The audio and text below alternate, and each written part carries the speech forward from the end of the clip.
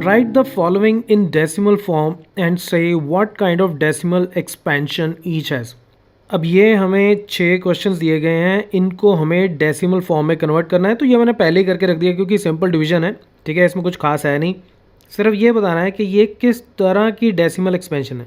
देखो, अब ये जितने भी नंबर्स हैं ये सारे के सारे p/q की फॉर्म के हैं, और ऊपर भी इंटीजर नीचे भी इंटीजर, ठीक है, p भी इंटीजर q भी इंटीजर। जैसे यहाँ 36 और 100, p 36 हो गया, q जो हो गया वो 100 हो गया, दोनों इंटीजर हो गए, और q जो है वो 0 नहीं है।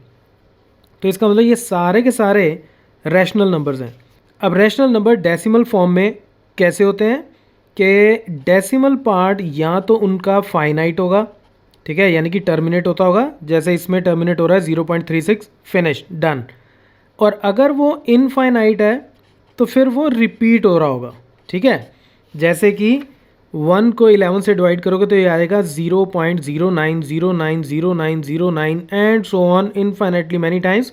तो फिर हम उसको 09 और ऊपर बार ये लगा देते हैं, जिन डिजिट्स के ऊपर बार हो मतलब वो रिपीट हो रहे हैं, ठीक है। तो सीधी सी बात है, बस इसको आपने ऐसे ही लिखना है और उसके बाद डेसिमल एक्सपेंशन आपको बतानी है कि कैसी है। जैसे पहले केस में आपको ये बताना है कि ये टर्मिनेट हो रहा है, ठीक है, इसमें आपकी डेसिमल पार्ट टर्मिनेट हो जाता है। इसमें डेसिमल पार्ट नॉन टर्मिनेटिंग है, टर्मिनेट नहीं होता, और रिपीटिंग है, रिपीट भी हो रहा है, ठीक है। तो इन्हीं दोनों में से डेसिमल पार्ट, इन्हीं दोनों में से ही कुछ ना कुछ एक होगा।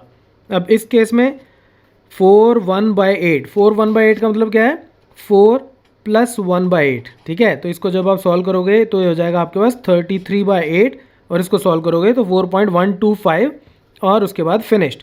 तो ये भी क्या हो गया, टर्मिनेटिंग।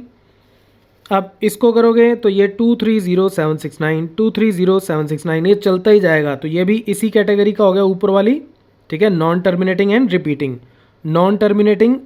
रिपीटिंग, और ये टर्मिनेटिंग, ये फिनिश हो गया। हम बार उसी के ऊपर लगाएंगे जो नॉन टर्मिनेटिंग यानी कि अनएंडिंग होगा, इन्फिनिटी तक चलता जाएगा और साथ में रिपीट होता होगा। सो ये छोटा सा क्वेश्चन था। So that's it from this tutorial, keep watching math mafia.